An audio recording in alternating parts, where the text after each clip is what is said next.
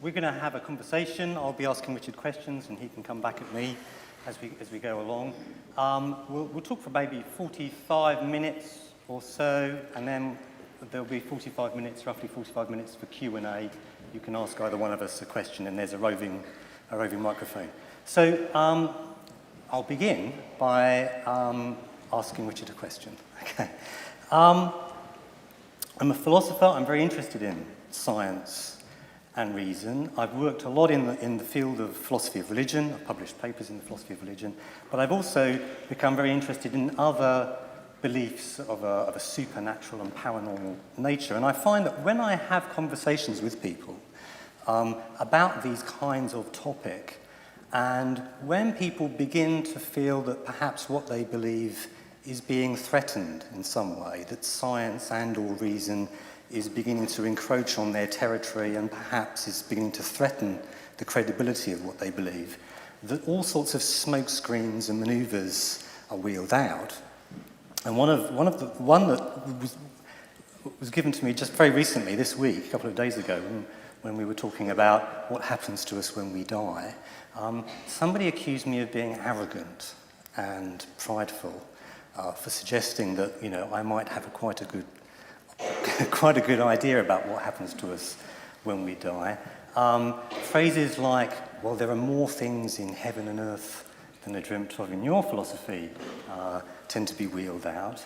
And there is a suggestion that really I should be showing a little bit of humility and acknowledging that, you know, there are great mysteries out there and that I'm just a mere human being and that I should just take a step back and acknowledge that these are things that I can't truly understand. And I was wondering, how do you...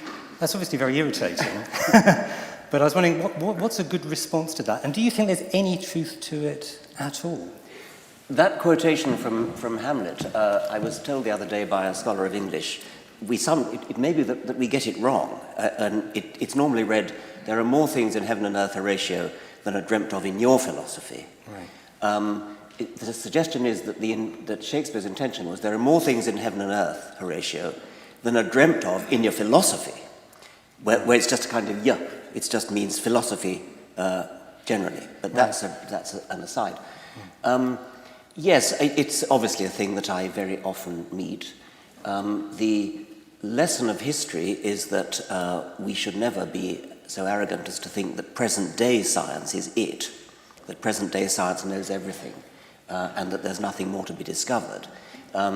If we take the history of science seriously, then we should be alive to the very real possibility that the science of 200 years hence will be mind-bogglingly different from what it is today. It may not be. I mean, maybe one day physics will come to an end.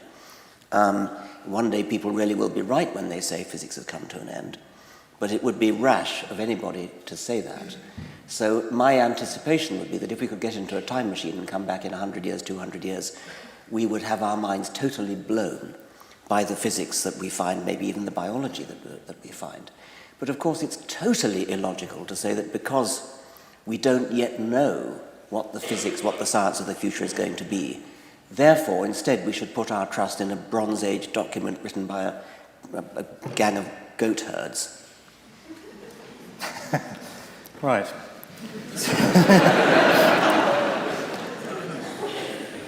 I mean, it's going to be grand, it's going to be wonderful, but it's not going to be anything like what any religion has ever said. What's happening here, in part, is that a barrier is being erected. It's as if a veil is being drawn across reality, and we're told that scientists such as yourself can go up to the veil, and that's your proper province, the natural world, the observable world. But there's stuff behind the veil. There are fairies back there, and goblins or ghosts or gods or whatever it might happen to be, psychic powers perhaps. That's a slightly different point, and that's another point that we often meet, of course, that there is this veil, and somehow religion or superstition has a kind of territory which belongs to it, which we can't encroach upon. And there's certainly no justification for that. I mean, for the same reason as I said before. I mean, there are many things that we don't understand. There are maybe things that we can never understand. But if there are things that science can never understand, then sure as hell nothing else can. You're not sympathetic to the view that some people might have a special ability to peek, if only dimly, through this veil. I mean, so psychics will say that they can communicate with the other side, that those that have passed over, and that they can then tell us perhaps what they're thinking, or there are mystics who can communicate or have some awareness of some greater reality. You're not persuaded, well, I'm assuming you're not persuaded that anyone might have such an ability to glimpse something on the other side that science is necessarily incapable of touching. I wouldn't talk about another side. What I would say is that there are plenty of things which poets, mystics, artists can talk about, which science has no particular insight into. So I love poetry, and I love even mystical poetry, and I get an emotional response to it, just as I do to music, so that in one sense is outside the territory of science, but in a rather trivial sense. Yeah. It doesn't mean that there's something that is in principle incomprehensible to science. It just means that it's too complicated, it's too difficult, it involves too much complicated brain stuff, which we're not yet in a position to understand from a scientific point of view.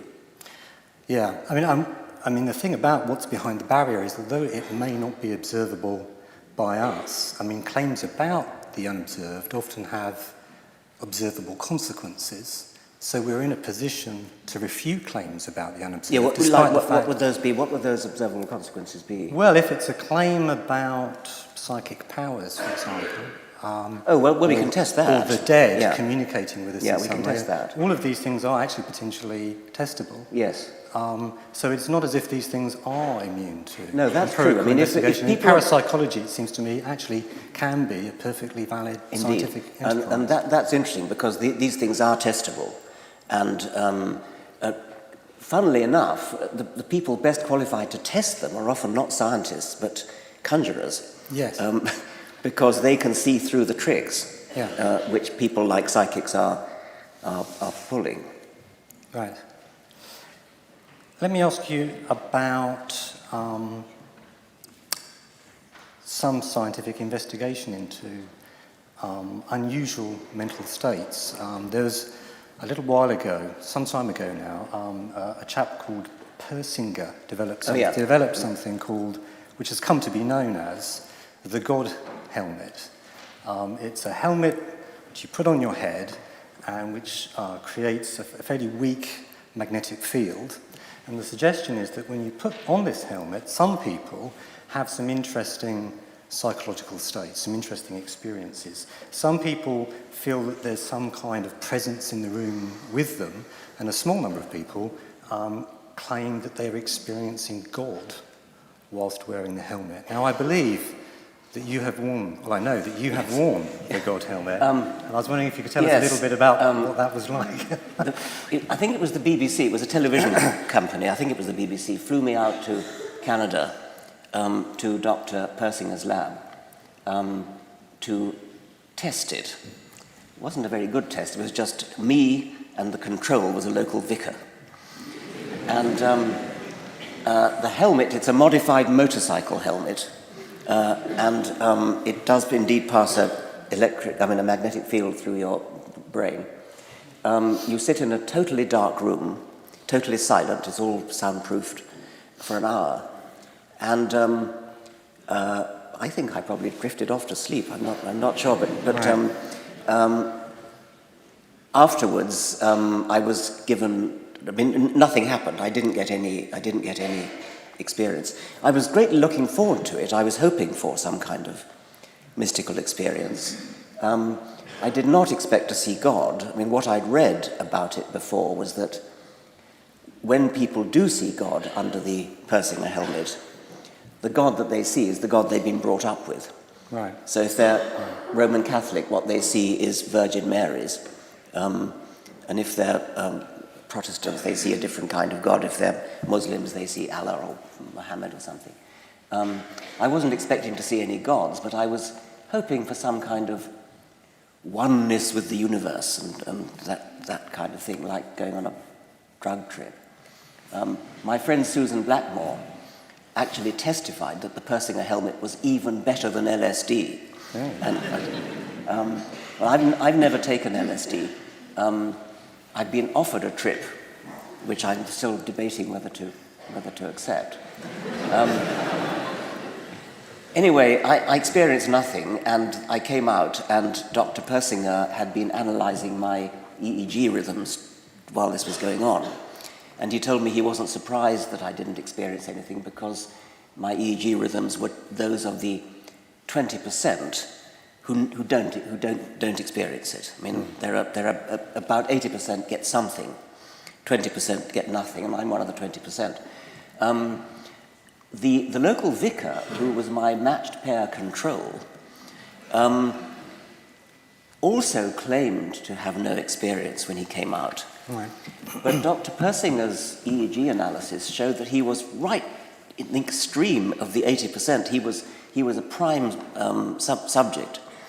And what seemed to have happened is that as soon as he started to get the experience, he started to fill his mind with something else. It was as though he was reciting the multiplication tables or something like that in order to distract himself. It was as though he desperately did not want to have a religious experience induced by a magnetic field. I don't know why not. No. But that was the evidence. Well, that was my next question, really. I mean, I think some people fear that if that kind of experience could be produced, in a purely natural way, that somehow discredits the experience. I mean, I've had a number of people working in the area who are theists saying that, of course, this in no way undermines the claim that some religious experiences are reliable.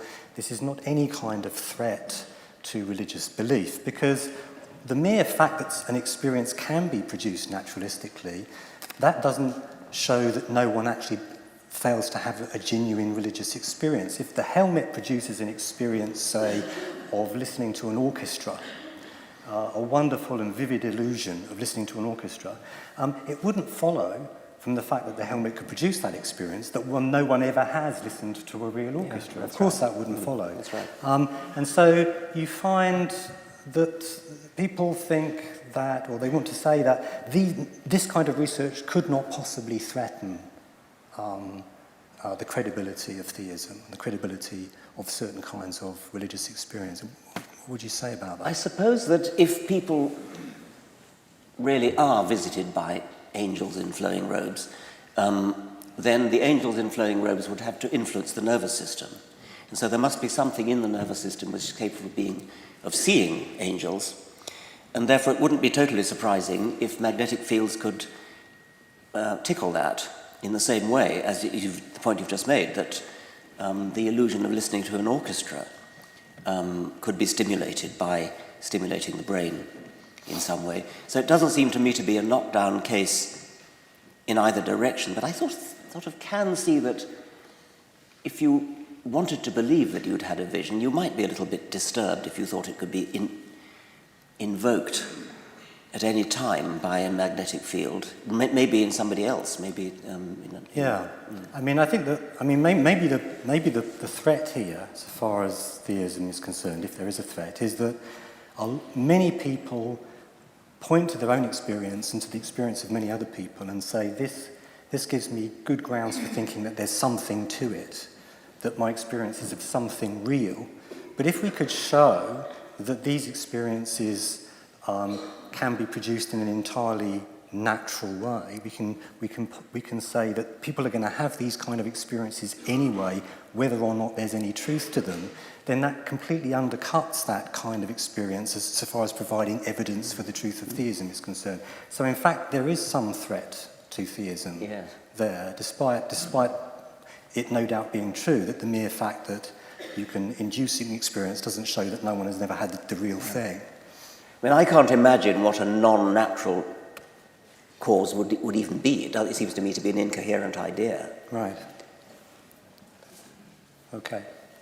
Let's move on to a slightly different topic.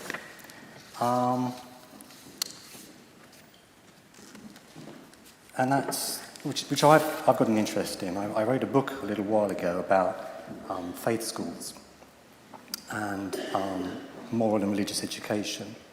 And I know that you very much dislike the idea that children should be labelled a Catholic or a Jew or a Muslim, that this is something that they should be free to adopt later on if they wish, but they shouldn't have this thrust upon them, from the cradle. I was wondering, what's your view about religious schools? I'm sure that you don't think they should be state-funded, but do you think that the state should actually prevent there from being religious schools, or are you happy for there to be such schools, in principle? Well, I suppose, I went to Anglican schools myself. Anglican schools are pretty mild on the whole. They don't thrust it down your throat. As you've correctly said, the thing I really, really object to is labelling children. And you can very quickly get people to see the point if you imagine that children inherited the philosophical views of their parents, and you talked about a postmodernist child, or an existentialist child, or a Marxist-Leninist child, or something like that. And you laugh when anybody says that, nor would you talk about an ornithologist child or something, unless the child happened to be interested in birds, which I hope it would be. But religion is the one exception. Right. And until it's pointed out to people, they immediately have no problem with talking about Catholic children. 2-year-old Catholic child. And it's because we all buy into the actually ludicrous idea that a child is as likely to inherit, or should inherit, the religious beliefs of its parents in the same kind of ways it inherits the eye colour or the hair colour. So somehow religion has got itself into this privileged position of being regarded as hereditary in a way that no other philosophical view is. And so any faith school which actually tells children, you are a Catholic child, therefore this is what you believe, that does seem to me to be wicked. On the other hand, a school that teaches religion, teaches about religion, teaches children there are things called religions, and there's the Christian religion, and the Muslim religion, and the Jewish religion, the Buddhist religion, the Hindu religion, and this is what they believe, and there are subdivisions of them, and this is what they believe. That is sensible, that's what should be taught, because you can't function in the world today unless you know about these different beliefs that pervade different parts of the world, any more than you can function without knowing that Venezuela is in South America. Yeah. So I think that's important. So I wouldn't wish to ban religious education, far from it. Right. What about a school that it describes itself as a Christian school, and it says this is our Christian ethos, and we want children to really be immersed within Christianity, but we encourage every child to think independently and critically about these ideas and these beliefs, and we want every child to know that it is their free choice whether they accept them or not. How comfortable or uncomfortable would you be with if they really lived up to that, I think I would be comfortable with that. Right.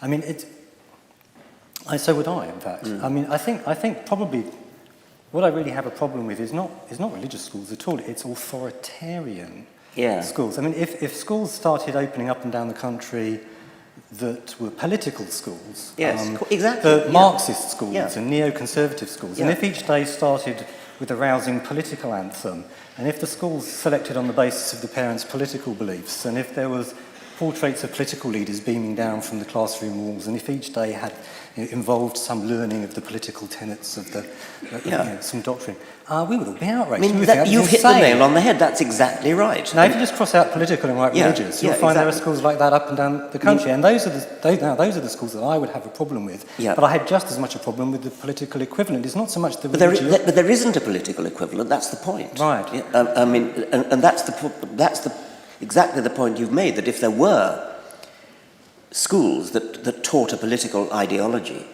or an ideology in literary criticism or something, then you would object to it, and so would everybody else. But because it's religion, it doesn't get the same objection. Right. Because, those political schools are exactly the kind of schools that you would find under totalitarian regimes, and we would point to them and say, oh, I certainly wouldn't want my child brought up in a school like that. And we can all see that. It seems to me that really then the problem is not so much religion as that kind of authoritarian, illiberal approach. I mean, if you were given the option of getting rid of all authoritarian schools that had that flavour, and getting rid of all religious schools, you wouldn't blink. You'd get rid of the authoritarian schools. That's really what you object to. Yes, it is, but they don't exist. The religious ones do. Yes, not here anyway. Yes. Yeah. Okay. Do you think that maybe then would this be a fair criticism of you, that by focusing on religion and atheism and the divide between those two groups, a great deal of smoke and heat has been generated by that battle? But actually, there are people who are religious who actually have far more in common with you in terms of being liberal, in terms of being anti-authoritarian, with whom you could make some kind of an alliance against the Stalins of this world, who are highly totalitarian and illiberal and authoritarian, but also the religious zealots who are totalitarian. We've lost sight of the more important battle because we've become so fixated on the issue about religion and atheism. Do you think there's any truth to that? I mean, the British Humanist Association's campaign against faith schools is actually led by a rabbi. Yeah, that's right. So he's a very good example of what you're talking about. And yes, of course.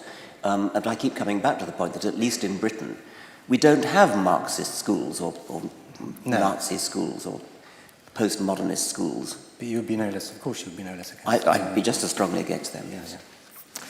Okay, I'm going to change the subject again.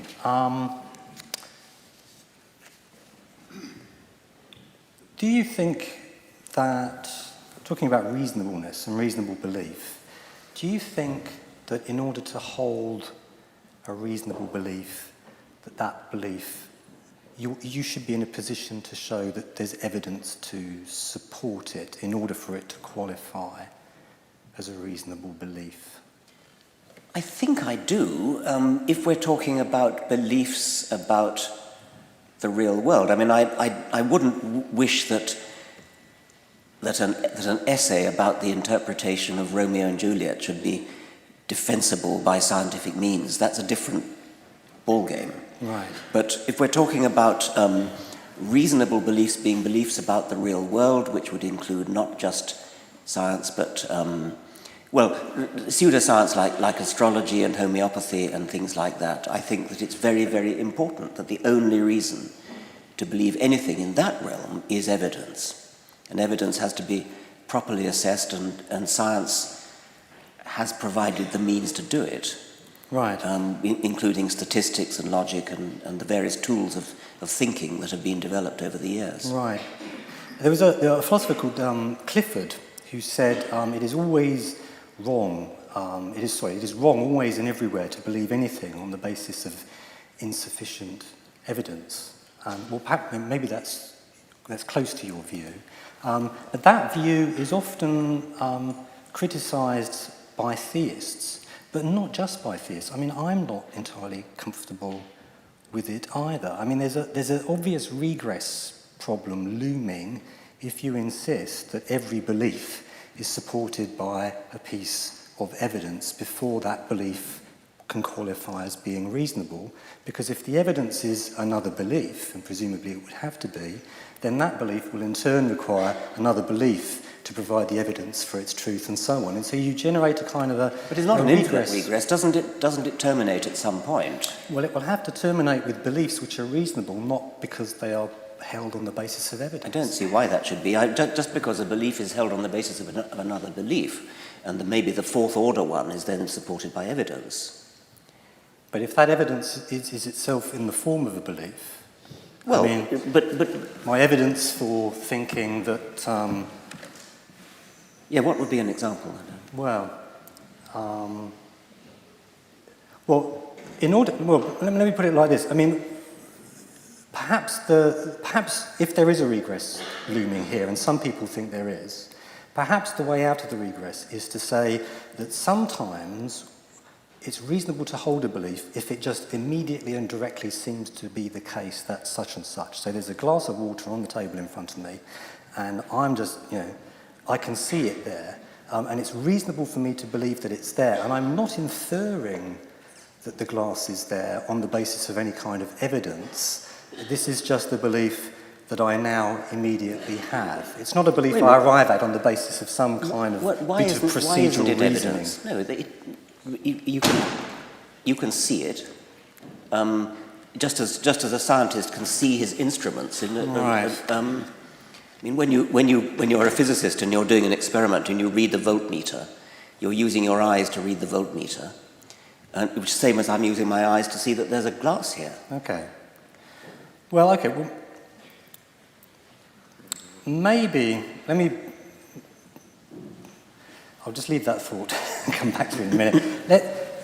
Maybe this is true then, that this is not to contradict what you've just said, that sometimes it's reasonable to believe things if it just directly and immediately appears to be to be the case. So, if it looks like there's a tree sitting there and I have no reason to think there's anything funny going on, then it's reasonable for me to believe that. If it looks like there's a glass on the table and I have no reason to think there's anything funny going on, then it's reasonable for me to believe that. And that is a thought that many theists think gives them a window of opportunity, because they will say, well, I've got this other sense too. It's a sensus divinitatis. Yeah. It's a God sense. And if it's reasonable for me to believe that there's a glass of water on the table because that's how it just directly and immediately looks to me, and that is a reasonable belief for me to hold on the basis of how things very clearly appear to be, then if it very clearly appears to me that there's a God and he's making himself known to me in some direct and immediate fashion, then it's entirely reasonable for me to believe that there is a God. Well, yes. I suppose what a scientist would say to that is that the belief that there's a glass on the table is publicly available, and it's not just my eyes, it's everybody else's eyes. You can do measurements, you can do all sorts of other things. So this is something that is cross-checkable with lots of other forms of evidence, whereas if I just say, I privately believe, I have it in I privately experience God, and that really is no more to be trusted because it's private than the person who says, I know in my heart that I'm Napoleon. I mean, lunatic asylums are full of people who have these private beliefs, and we lock them up. Because if there was some way in which it could be publicly checkable by lots of other people and different methods that they are in fact Napoleon, then it would be different. But since it's private, as I say, we lock them up. And we don't do that with people who say that they've had experience of God. Right. I mean, I think, you're right. It's not intersubjectively checkable, that particular experience.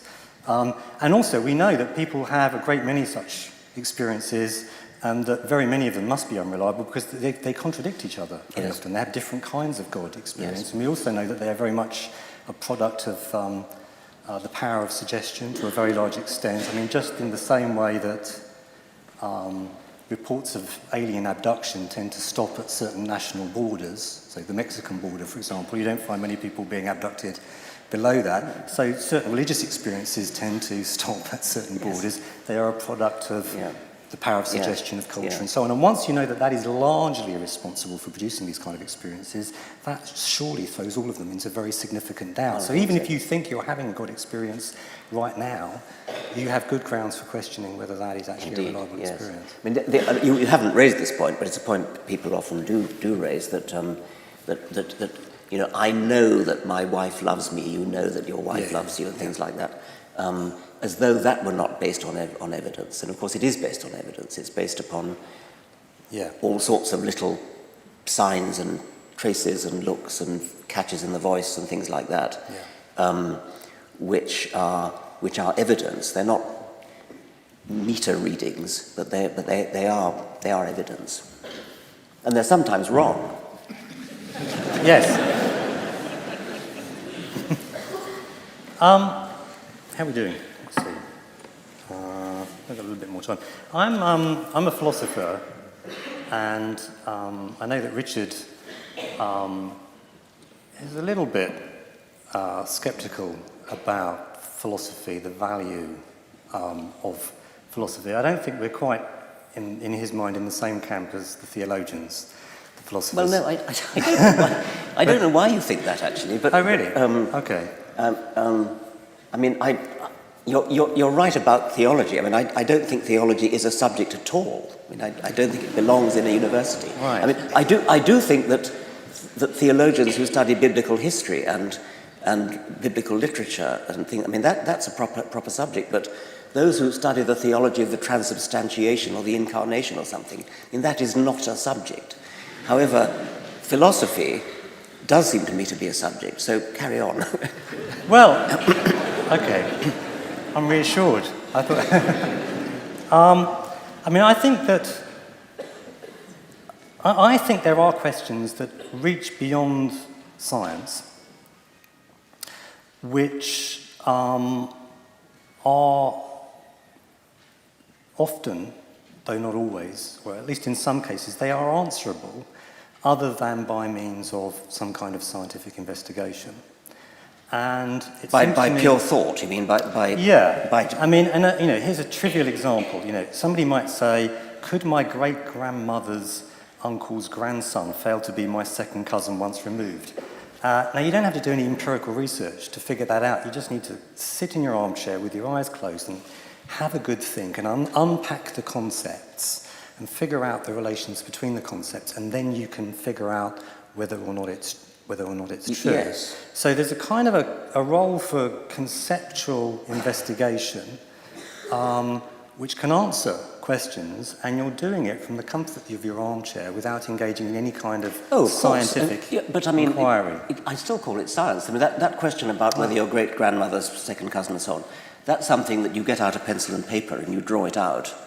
And you don't, admittedly, you don't do any experiments, of course you don't, but you do, you do a scientific investigation in your head, and you're more or less defining philosophical investigation as one that you do in your armchair. But plenty of good science goes on in armchairs.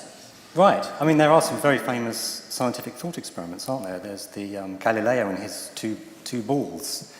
There was the... I'm sorry. Oh dear. It's that sort of audience, right? So there was... The Aristotelian view was that had the consequence that the heavier ball should fall faster than the lighter ball. And Galileo is supposed to have gone to the top of the Leaning Tower of Pisa and thrown the big ball and the small ball off the top of the tower. But actually it's not clear that he ever did that. And nor is it clear that it was necessary. And nor is it clear that it's necessary, because actually you can run a thought experiment, can't you? You can, which is what Galileo did. He said, well, if you suppose we chain the two balls together, and then we apply Aristotle's theory. Now, the two balls chained together makes an even heavier object, so it should fall even faster now. But, hang on, the smaller ball will also, being smaller, function as a brake on the larger ball, being now connected to it. And so the two balls should fall more slowly than they did independently. And so you generate a contradiction.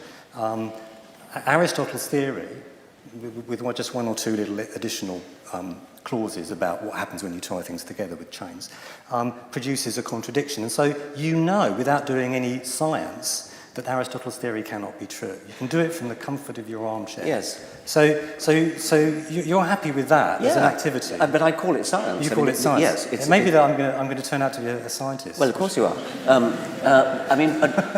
Stephen, I've heard you have this discussion before with Peter Atkins, yes. Who really does have a negative view of philosophy, which I don't. Right. You challenged to produce a philosophical thing problem which needs to be solved in an armchair, and it was the one about why a mirror reverses left-right, but that doesn't turn you upside down. Once again, I mean, yes, you solve that problem in your armchair, right? But it's a scientific problem with a scientific solution. Well, you know what? See, Ned Block wrote a paper on that question. He's a philosopher, and the journal that published it was the Journal of Philosophy, a very prestigious philosophy journal. My guess is that if he'd sent it to Nature, they would not have published it.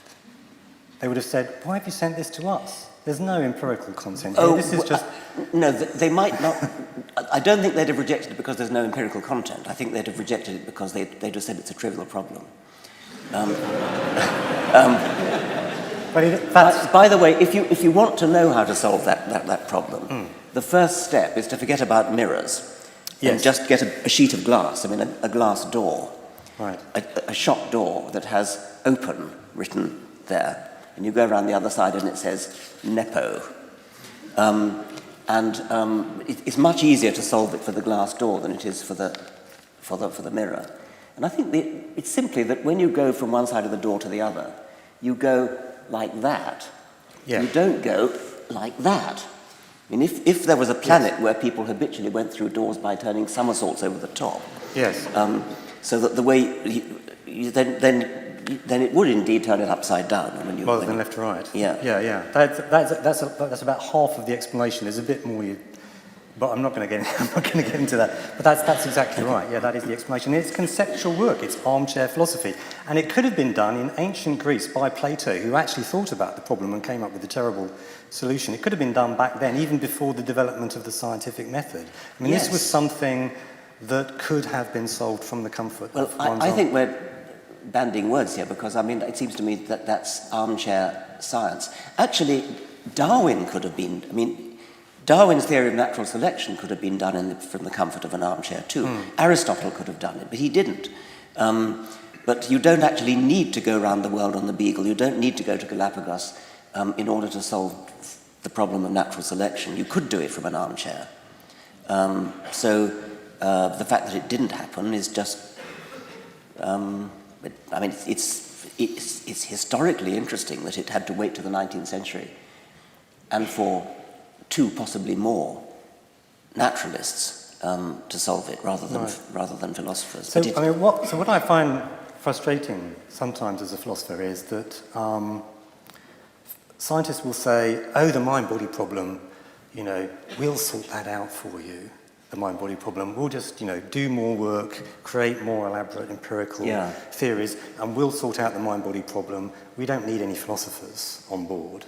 But actually, it seems to me that, scientists certainly are able, aren't they, to establish that this is that these are one and the same thing, that the water in that glass is a vast collection of molecules of H2O, for example, or that heat is molecular motion. They establish that these identities obtain, and so why couldn't science establish that, say, my sensation of pain is a certain brain state, my C fibers are firing, for example. Why couldn't science just do that? But that is to overlook the fact that what makes the mind-body problem hard is that there's a kind of conceptual component to it. It is at root, I think, a conceptual problem. And in order to solve that conceptual problem, you'll have to do this kind of armchair conceptual work, what Simon Blackburn at Trinity in Cambridge would call conceptual engineering. And if you don't do that conceptual work, all you'll have established is that whenever this happens, that happens, and vice versa, pain and the brain's the C fibers firing, but you won't have solved the mind-body problem. No, that has the ring of sense to me. When I think about the sensation of redness or something like that, it's not enough to say, well, light of long wavelengths is red. There's something in the brain which gives us this astonishing sensation of redness. So you're probably right that science may not solve that problem. I'm not sure that anything will, though. No, I'm inclined to agree with you. It may be insoluble. There may be a kind of conceptual obstacle there that cannot be dealt with. But if it can be dealt with, it's going to be dealt with by philosophers, as I would call them. You'd call them scientists, but I think we're agreed about what it is that they're going to be doing. They're going to be sitting in their armchairs and reflecting. Shall I give you a quick example of what I think the problem, what that particular problem might be? I mean, here's a simple argument. I'm not endorsing it, but somebody might argue that if pain just is my C fibres firing, if that's what it is essentially, well, now consider this. I can conceive of it seeming to me that I'm in terrible pain, terrible agony, but actually my C fibres are not firing. I mean, I can imagine that as a scenario, that's happening. Now, if that's what I'm imagining, and pain essentially is C fibre firing, then what I'm conceiving of there is not pain, it's a kind of fool's pain, like fool's gold or fool's water. It seems like pain, but it's not really pain because there's no C fibre firing going on. Right. It's just the appearance of it. But actually, there's a conceptual problem about fool's pain. It just doesn't make sense to suppose that somebody could think they were in screaming agony, and yet it's just a mistake. If you think you're in pain, you're in pain. There's no possibility of error. And that error is conceptually ruled out. Now, if that's true, maybe it isn't, but if that's true, then you cannot identify pain with C fibre firing or any other physical property. There's something about the concept of pain that actually creates a conceptual obstacle to any kind of identity theory of that sort. I'm not saying that this is an insurmountable obstacle, but it's, on the face of it, it's quite a serious obstacle. And I'm not sure I can. But it seemed to me you helped yourself there to a gigantic assumption, which is that it's possible to imagine that you're in pain when you're not. I mean, I can sit here and say I'm desperately trying to imagine myself in pain, because I don't understand what you were saying. Then obviously, no, I don't think I've explained it very clearly. Yeah. Maybe we shouldn't go into too much more. Right. The point I was just trying to illustrate the general point that. It may be that what really makes the mind-body problem an intractable problem is that actually it's a conceptual problem, not an empirical or a scientific problem. And you'll need to do some kind of conceptual engineering in order to solve it. Well, I'm all for conceptual engineering, and scientists have to do it a lot. Right, good. We're on the same page. How are we doing for time? I think that at this point we should probably open up the floor to questions. Yeah. Okay. So all sorts of hands going up straight away. Luckily, I'm not the person. I just make sure my mic's working. Cool. Thank you. First of all, quick round of applause for the little discussion we had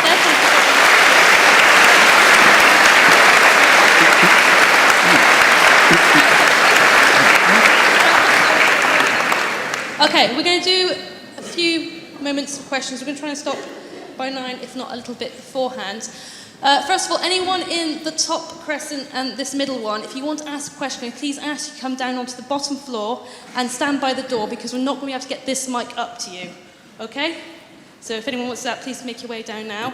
My friend Red, where has he gone? There he is. He's going to be passing the mic around to the people I point out, so please click off if you want to ask a question. If you're sitting in this middle balcony here and you want to ask a question, if you're sitting in the middle, please move yourself to the outside of your row just so we can get the microphone to you, okay? Please keep the questions nice and short, because we're going to have quite a lot of questions, okay? Thank you very much. So we'll start over here with this gentleman here.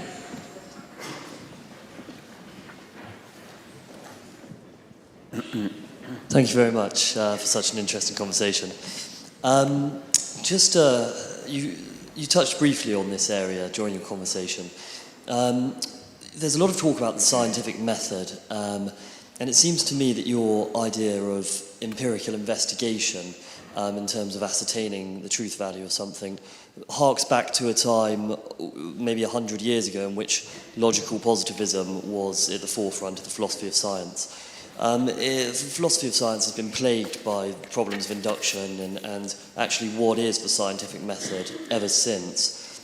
And I was just wondering whether you could touch upon there's a whole host perhaps of areas which aren't open to such investigation, and the interviewer presented a couple. Maybe I could present a couple more. For example, the scientific method itself would seem resilient to scientific inquiry without being circular, or ethical values, for example, or the mathematical and logical laws. Okay, well, shall I take ethical questions and mathematical as well? I mean, mathematical truths are obtained by deduction. They follow, they're inherent in the premises, and it's just a matter of doing clever mathematics in order to deduce them. Ethical principles, it doesn't seem to me, contrary to my friend Sam Harris, it doesn't seem to me that science has, at least certainly doesn't have the last word on that. What science can do with ethics is to say, if you believe that such and such is a good value, then you are illogical if at the same time you don't believe so-and-so is. You can do good moral philosophy, which is scientific principles applied to morals. You can do good moral philosophy to show up inconsistencies in people's ethical views. You can say you're being inconsistent if you on the one hand are against abortion, but on the other hand in favor of so-and-so.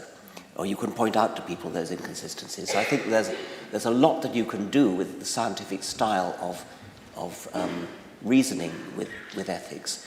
But you cannot, by science alone, simply say X is wrong and that's all there is to it,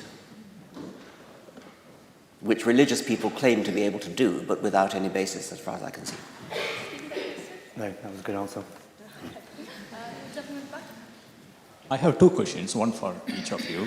To Strphen, I mean, you mentioned about, the pain and other thing that in the mind someone feeling. fibre firing, or whatever your preferred neurophysiological event might be. Okay. Yes. I wonder whether what you are talking is about the psychiatric problem or people in depression who, which falls under science. I mean, that's a question. I mean, I don't know whether what you define as pain and other things, the people affected by, psychological problem do have similar thing. So is that not a science? And my question to Dawkins is, okay, science, we know many things are there, you have discussed about that, but for an ordinary person who don't have much education, or even with education, but very normal person from different world, how we are going to approach, because they can't understand every high-level science, whether it is physics or matter, whatever you talk about. I mean, maybe only a philosophical way of approach is possible, or I don't know. I'm just asking that question to you. How we are going to approach normal people? Okay, thank you. Thanks. There were two questions. Well, the first was to you, I think. Yes, I think. Well, the first question I think was, look, can't we have a scientific investigation of various mental phenomena such as depression and pain and so on? And the answer to that is yes, of course we can. We can certainly have that, but that's not to contradict anything that I said. What I was raising was what appears to be a conceptual obstacle to actually identifying mental states with brain states. There does appear to be such a conceptual obstacle, but that's not to say that you can't scientifically investigate both what's going on in people's brains and also mental states. There's all sorts of research that can and is being done on both those things. I think the second question was about not everybody can understand science, and so what are we going to do about that? That is a real problem, and as a biologist, I don't understand advanced modern physics, and I think what we have to do is there's a kind of thing, it's a little bit akin to faith, but it's a bit different from faith.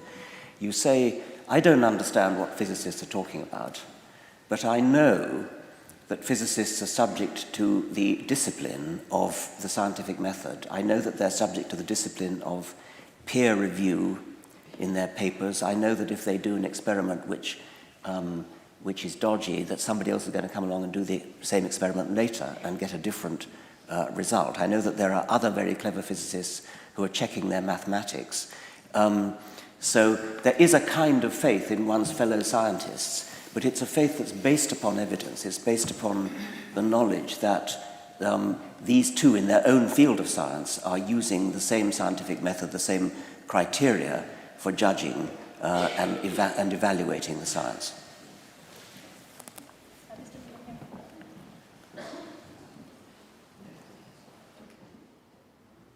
Is it on? Oh, yeah. Well, first of all, I wanted to respond to something you said earlier, because immediately my hackles went up, when you said that mainstream schools are, well, they're not political. I think as you said, there was no politics in the school system, or if politics was introduced in the school system, then you would get your backs up because you're getting irate about religious schools. But I just wanted to point out that I've got a quick list of 7 things that are not questioned at all in mainstream schools. Very quickly: capitalism, hierarchical structures, first past the post democratic system, scientific rationalism, male dominant society, competitiveness as the way of life compared to cooperativeness, and bounded discourse and rational discussion. So you can only have biology, physics. You can't have anything that crosses boundaries. That was just a quick list of things that are inherently in there already. Oh, thank you. And my question basically was that if you were talking about how scientists are bound by fellow scientists making rules and laws, I feel that, like, at least the religious community have a similar kind of structure where they are expected to peer review each other. You know, people don't say, there's no sort of, like, within the Catholic Church, you're not allowed to say crazy beliefs about things without being peer reviewed.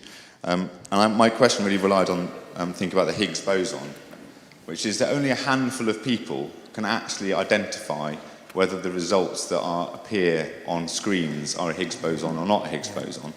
And why is that specialisation any more believable than the specialisation of somebody who's been through 7 or 8 years of rigorous religious training and believes that they're talking to God? Thank you very much. Wow, there's a lot in that. Shall I? Yeah. I'll start and you think. Okay. Okay. Well, I very much endorsed your thought that we should be encouraging children to think about all of those things. It seems to me it's terribly important. And in fact, in thinking about them, they would be doing philosophy. So, you know, thumbs up, thumbs up to that. But that's not quite the same as saying that in schools, for example, all children are expected to sign up to capitalism and sing songs praising the capitalist regime and have images of famous capitalists staring down at them going thumbs up to capitalism and so on. I mean, that's not happening. But if your point is... That's in the print room at my old college. Is there really? Okay. Well, I would take that down.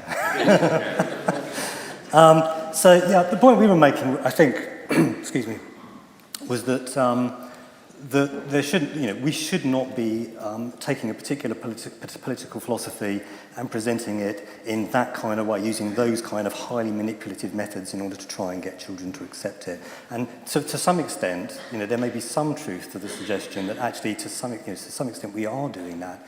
We just don't realise that we're doing it. And, you know, and I would have some sympathy with that view, and the cure, so far as I'm concerned, would be more philosophy, get kids to think more reflectively, ask questions about that kind of stuff. In terms of peer review, that was, I'm not quite sure I understood your question, but I think I... Just saying that, you know, there are specialists in the religious field, which is my colleague here. Yes. And there are specialists in the scientific field, and both of them have... I think the thing about... Yeah. Within the boundaries of what they're allowed to. The thing about...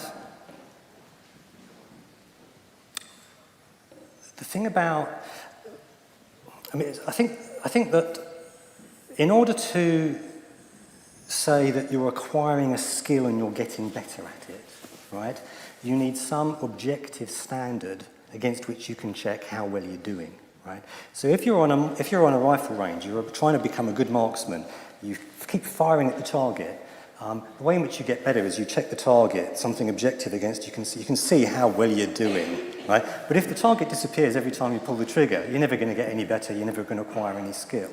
You need something objective against which you can check how well you're doing. If you don't have that, if you just have a little talking shop of people staring dimly through something and they can't quite make out what it is, but there's no way of really independently checking how well you're doing, then you end up with the situation that you had with the astronomer Lowell, who looked through his telescope and thought he saw some strange lines on Mars, and then it was Lowell, wasn't it? Yes. And then he started mapping them out, and then more and more detail became clear to him, and other people started looking through their telescopes, and they started drawing in the lines, until eventually there was a consensus about this fantastic map which had been drawn, and it was all an illusion. None of it was real, but there had been a consensus which had developed. Why? Because there was no independent check. And once a decent telescope was produced where you could check and see what the surface of Mars was really like, it turned out it was all baloney. So what is the independent check, so far as knowing how well religious people are doing is concerned? Happiness. But a theological argument about the transubstantiation, does the host really become the body of Christ, or is it only symbolic? How are you going to settle that? It's not like the Higgs boson, where however the minority of people is that really understand it. Nevertheless, these are experiments which are testing something real. What I was trying to say was I will just be very quick, just to respond to that. I was just saying that happiness could be used as a measure. You don't necessarily only have to use physical properties as a measure. You could use people's feelings as a measure as well. I have nothing to say to that. Can we move over to the question that Red was now? Hi, I've got another question about faith schools. So I'm a PGCE student at Oxford studying to be a science teacher this year, and I've been placed in a faith school this year, very much against my will. I've got to last till Easter. And I've found that it's very disappointing in a faith school. I thought that what would happen would be quite mild, how much the children are indoctrinated, but in fact, they're very much required to pray and genuflect and go to Mass. And I was wondering what you think people in education who are concerned about this can actually do to help. I only half heard that. What can people who work in education do to help when that kind of fairly heavy-handed indoctrination is going on? I should have thought all you could do would be to teach the children to think critically, to get the children to ask questions, to say to the children, whenever you're told anything by any of your teachers, say to them, what's the evidence for that? Say, is it based upon tradition? Is it based upon faith? Is it based upon revelation? Is it based upon authority? If it's based upon any of those things, chuck it out. The only reason to believe anything in that line would be evidence, and there isn't any. I wouldn't say that. But I think that the government should introduce minimum standards that all schools, independent, state, whatever they are, should meet so far as moral and religious education is concerned. And the first one is every single child should be told that it is their free decision whether or not to accept a particular faith that their school espouses. That should be told to them repeatedly, over and over again, so they really believe it. They should also be presented with a range of different faiths and also humanism from people who actually hold those faiths, because so very often, although you get a range of faiths being presented, the range of faiths is being presented by someone who's highly partisan. And I know from experience that, I get invited into schools sometimes to talk, and I know from experience that the chaplain or the rabbi will want to be in the room while I'm talking, just to hear everything I say, so that the minute I leave, it can all be rebutted. It's not a level playing field, really. There's a lot of control often that goes on in a slightly clandestine way. Everyone likes to sign up to truth and reason and let's get the kids to think, but then they say, but not too much and not too early, and all sorts of qualifications then come in, and that concerns me. So I think all schools should be encouraging kids to think and question, should be encouraging kids to think that it is their own free decision whether or not to sign up to these faiths. Having said that, I think there are lots and lots of religious people who would agree with that, and there are many religious schools that would happily embrace that philosophy. So this is not an attack on religious schools per se, it's just an attack on a certain style of religious school. Thank you, Dr. Dawkins, for coming out. I wrote down my question so I wouldn't ramble like some of these people.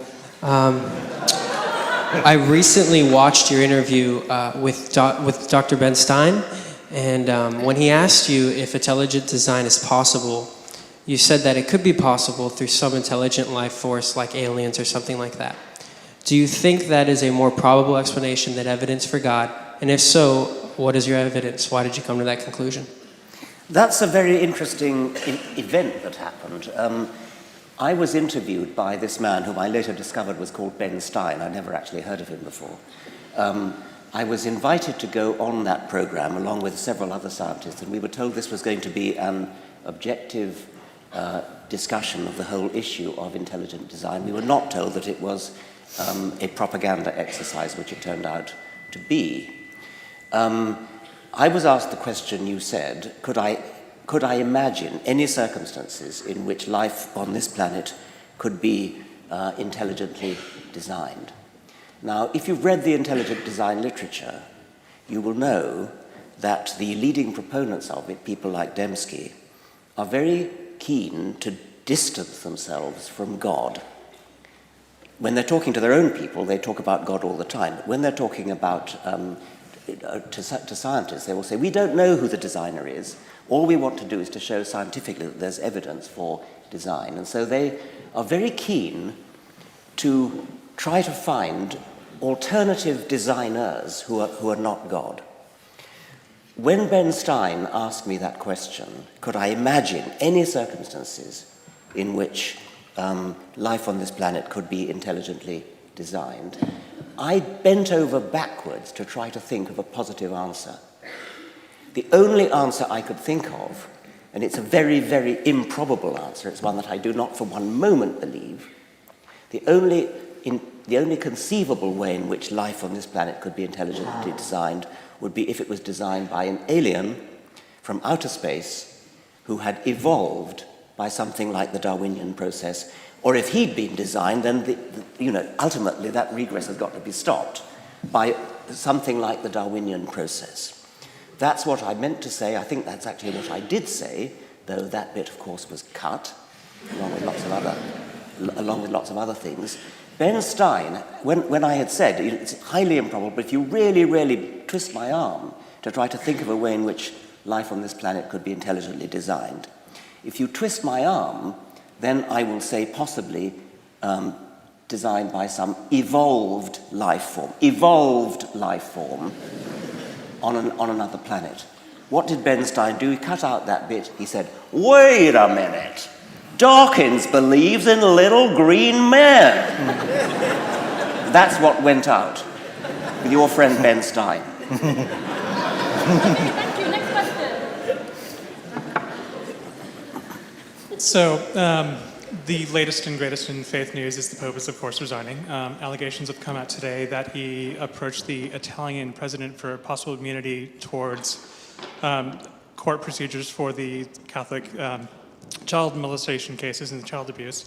What do you think the fallout will be of having a resigned Pope who could be potentially subpoenaed and get into court to face these charges? Who's going to be subpoenaed? Well, it's possible that Pope Ratzinger, or Pope Benedict, after he's finished resigning, could be subpoenaed or arrested in connection to his time as the head of discipline at the church and moving around all the allegedly child-abusing priests. Well, I was one of those who actually paid a lawyer to look into the case and to provide the case for the prosecution. This was done by Jeffrey Robertson, QC, and I and Christopher Hitchens raised the money to pay him, and I think I paid half of it myself. So the case for the prosecution, so to speak, has been laid out by Jeffrey Robertson. It would be certainly interesting to see that really come to court. I don't think anybody's accusing Pope Benedict of child abuse himself, but rather of being complicit in covering up what was going on. And I wouldn't wish to preempt any judgment, but if there's some serious case that he might be arrested, I would be interested to see the outcome. I rather doubt, and I more than rather doubt it'll happen. A short question for Mr. Dawkins. If I well understand your standpoint, it seems to me that being against religiosity and religion, you understood completely what religion is. If you understood that, it means that you know very well what religion is. So, can you please give me a definition of what religion is?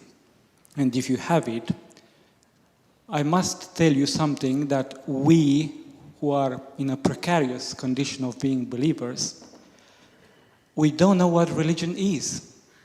I studied a bit what religion is, but I didn't understand. Believers believe in revelation, in what it's given to them. Okay, thank you for that question. And that's why I want you to give me a definition, because if it doesn't have a clear understanding of what religion is, okay, that it should not be against religion. Thank you very much. Well, my understanding is that the word religion, as opposed to faith, is to do with, I mean, it literally comes from binding, so it's to do with the organization of people who have a certain faith into a community which binds together the people who do share that faith.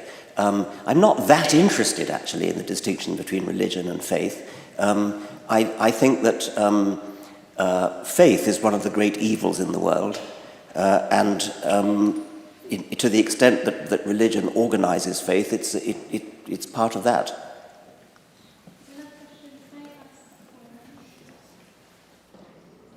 I just wanted to ask whether you saw there being an end point as such to this debate, and if so, is the ideal end point that there is no religion, or do you think it ever will end?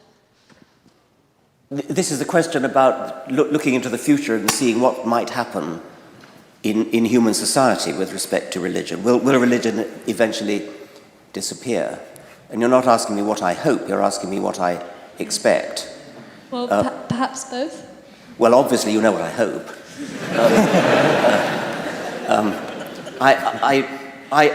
I'm cautiously optimistic, but I think it'll take a very long time. I mean, the more we have good education, the more religion will wither and die.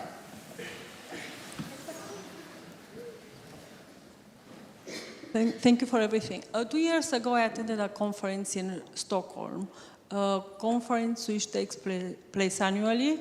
It's a philosophy conference, you might know about it. And it was a group of scientists from the States, I think, saying that they did genetics. And they had a very difficult moment, a crisis, and they couldn't go forward with the research. And eventually, somebody in the group tried praying. And they pray, and they got at the end of the prayer, they got a solution. They acted on it, and it worked. And it happened again later. How can we explain that? Your point is? I asked, how do you explain that, such a situation? Why did they get the answer after praying? Thank you very much. You cannot be serious. The conference took place in the room. The conference took place in the room where Nobel Prize. The reason you're telling the story. I'm asking. The reason you're telling the story is that you got the result you wanted. Nobody ever says, do you know there was this conference in Scandinavia and they didn't get the result and they prayed and they still didn't get it. It doesn't happen like that. You only tell the story when something like that appears to happen. It's going to happen from time to time, and that's when you tell the story. This is on the subject of religious belief. Do you think belief in a God is just the product of indoctrination and the occasional mystical experience, or do you think it could actually be instinctive in some people? Well, that's very interesting, because what you could be meaning by that is, are certain people, when you say instinctive, you mean that there would be some sort of predisposition in certain brains due to genes, perhaps, which makes people more susceptible to whatever influences it is that makes people religious. That seems to me to be quite probable, because so many other things are influenced by genes. It would be rather surprising if a susceptibility to religion was not under genetic influence. My question's about the nature of scientific evidence. You both said, and I think most people would agree with you, that we're justified in holding a belief if we can find evidence for it or if there are logical arguments that support it. But it seems like that in itself is a belief which would require some form of evidence. So if so, what do you think would count as evidence for that? And if not, how do we justify choosing that heuristic without appealing to that same standard of evidence that we're trying to justify? Have you actually got the microphone? Because it's not... Okay, can you not hear me? Or... Pretty close. A bit closer to your mouth. Okay, sorry, I'll repeat that. Better. Okay, so the question's about the nature of scientific evidence. You both said, and I think most people here would agree with you, that we're justified in holding a belief if there's evidence for it or if there are logical arguments we can find that support it. But it seems like this in itself is a belief which would require some form of evidence. And so if so, I'm wondering what you think would count as evidence in favour of that, and if not, how do we justify choosing that heuristic without appealing to the same standard that we're trying to justify? So how do we justify, as it were, faith that science will give us the truth? Is that the... Please. How do you justify scientific method? Yes. What he said. It works. It works. Planes fly, cars drive, computers compute. It's an inductive argument. If you base medicine on science, you cure people. If you base the design of planes on science, they fly. If you base the design of rockets on science, they reach the moon. It works, bitches.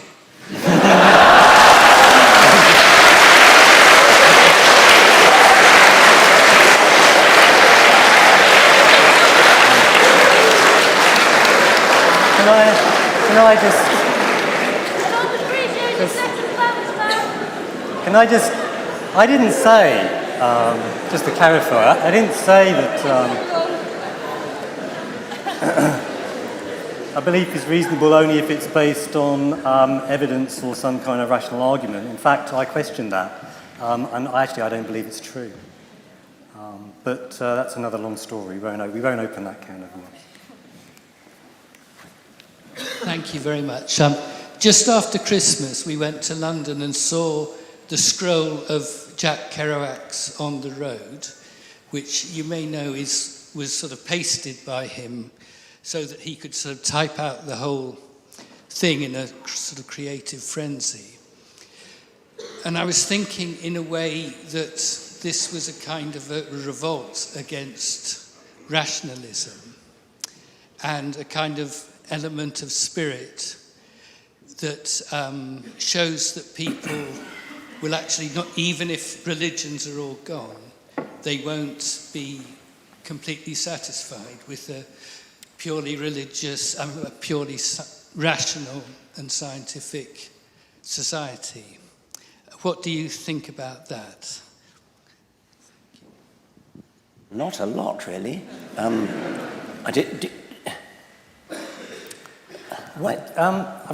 I say something in the Yes, please do. Yeah. You have a think.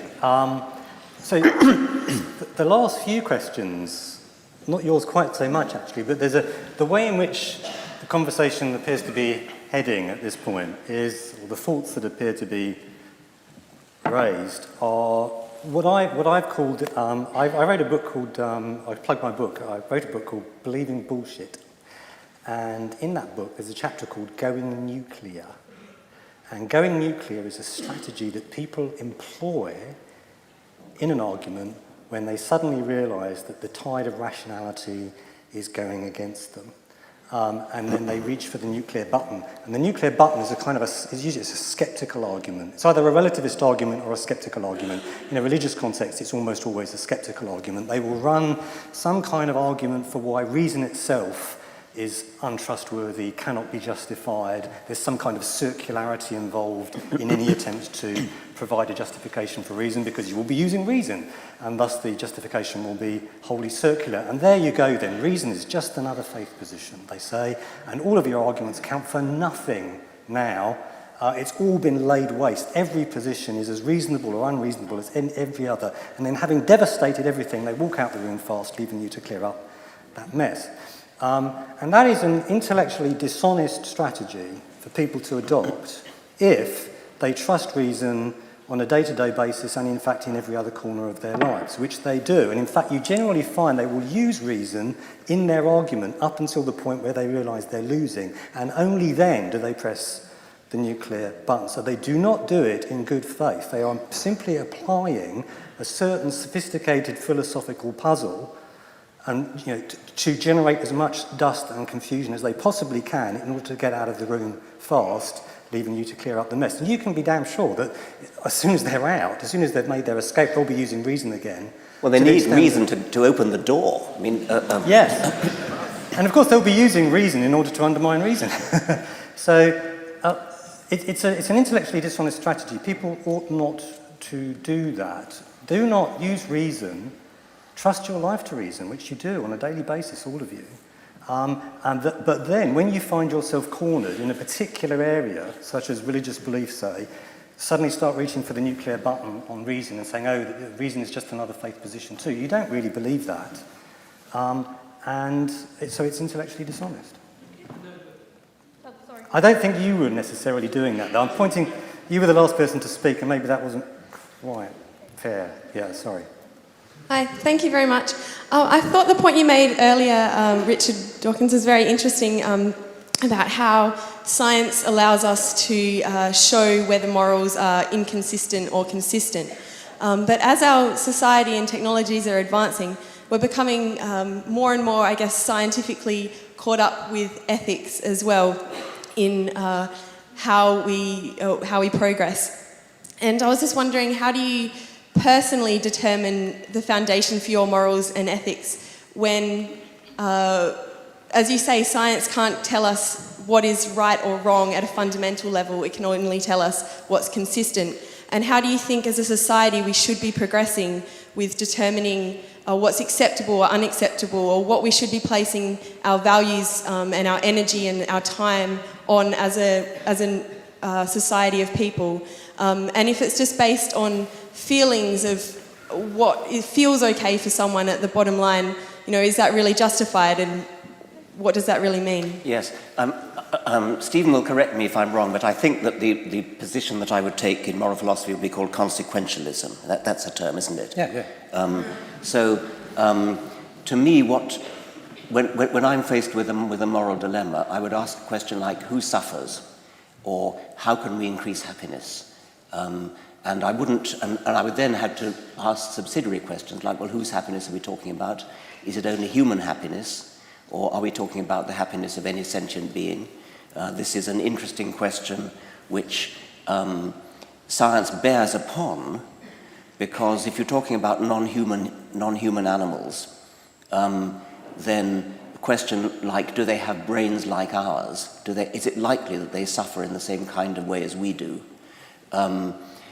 Have they evolved from the same sort of ancestors as we have? And the answer is, of course, yes.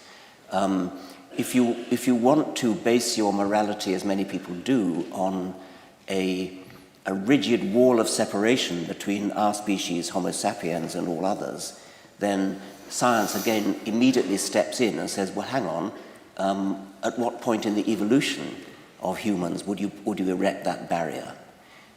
If, for example, we can do a thought experiment, an armchair scientific thought experiment, we can say, suppose that the 8 women who link us to chimpanzees, going all the way back to 6 million years ago to the common ancestor of chimpanzees, and then all the way forward again to us. Suppose that there were an unbroken chain of intermediates who all happen to survive. As it turns out, they're extinct, and so we are totally distinct from chimpanzees.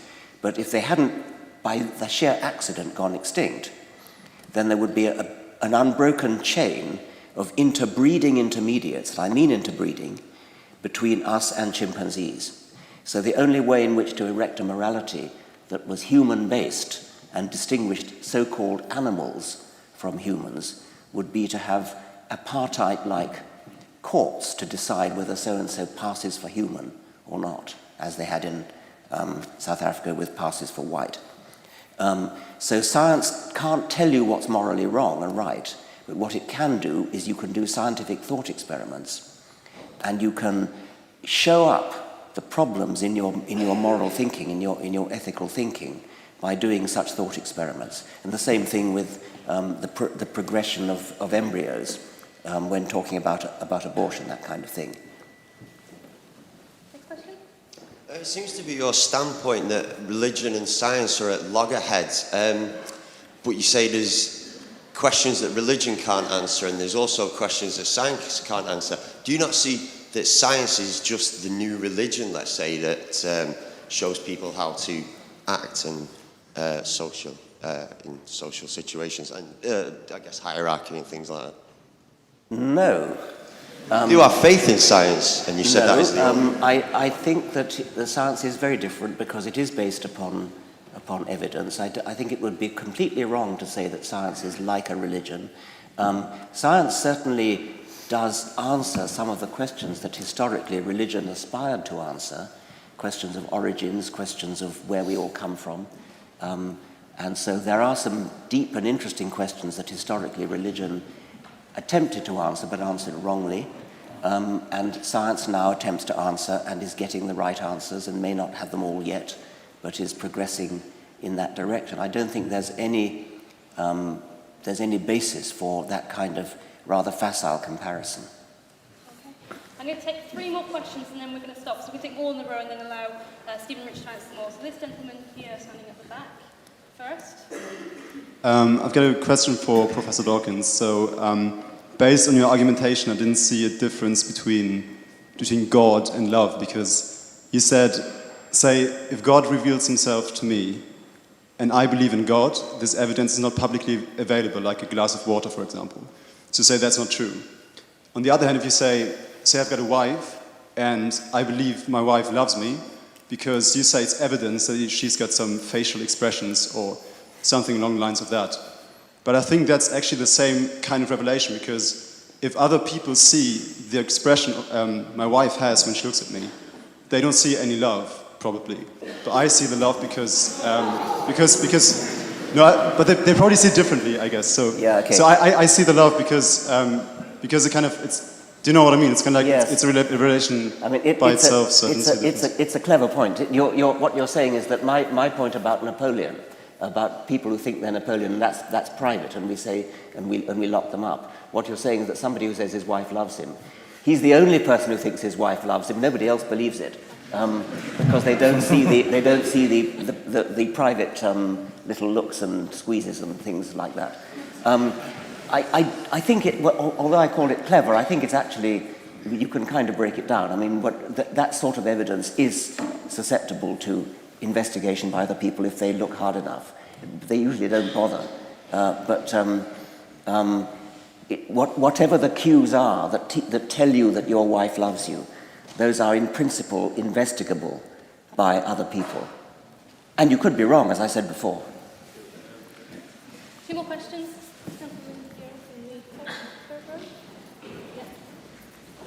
A question for Professor Dawkins. We were talking about evidence and scientific evidence, but there are different sciences, of course. I wonder about a comparison between, say, biology and physics. If you look at physics, which is generally a mathematical theory, there are all sorts of things which tend to be replaced when a theory changes. Like, we no longer think that heat is a caloric fluid, for example. But the mathematics still works, and that's what you told one of the questioners before, that ultimately science works.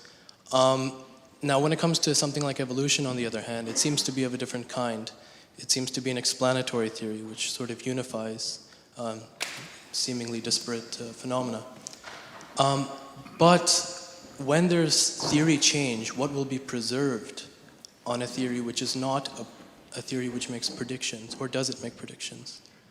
So you're saying that in physics, things change and the physics of the 17th century is superseded. But the mathematics tends to, you might say the structure of the mathematics is preserved.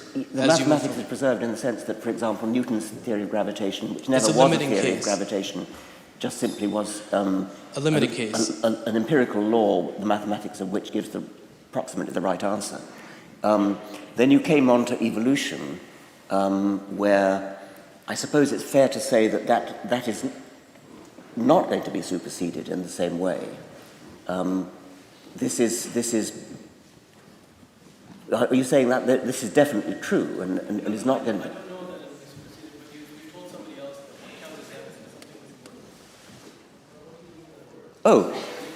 It makes. Oh, sure, it does. Yes, I mean, admittedly. Sorry. Yes. The theory of evolution makes predictions, certainly. Admittedly, in some cases, they're predictions about the past, but it's still a prediction that if you go and dig up fossils, you will find that the fossils come in the right order.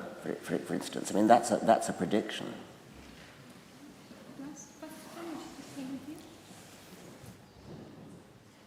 Hello. Question to both, actually. Looking at it from the point of view of science and philosophy. To believe or not to believe? This question has been bugging me. Is that just a random variation of our biological makeup? Or is there something more to it in that individuals have a different option, say, and some of us, even if have been brought up religious, quite early on have discovered in ourselves that we can't bring ourselves to believe what we are being told. Is that just as I said before, a random variation of our biological makeup, or is there more to it in terms of our, is that difference key to our evolution as human beings? So you're saying that there are people who reject religion despite being brought up with it, and other people who accept it. I very much am a case of that, and I know the people who are too. Yes. So is there more to it than just a random biological variation of it? Well, I wouldn't. Is there a purpose to our own evolution? I doubt if it's random, but I mean the difference between people who accept it and people who reject it is doubtless a complicated function of their genes and education and things like that. I wouldn't call it random, but you seem to be going a little bit further and suggesting that maybe we're evolving by natural selection to become better at it or something like that? Yeah, where would you speculate that is relevant to our process of evolution? If you think about the Dark Ages, just to give you an example, how we move on. Well, I don't think that we've genetically moved on since the Dark Ages. I mean, I think genetically there hasn't been that kind of change. If you mean, might we evolve in the future to become better thinkers or something like that, that would only be the case if the better thinkers were the ones who had the most children. Okay, thank you. I just want to ask if Stephen Law has a closing. No. Well, that was a great answer. I don't know if I could add anything to it, other than I'm pessimistic about the better thinkers being the ones that have the most children, unfortunately. Okay.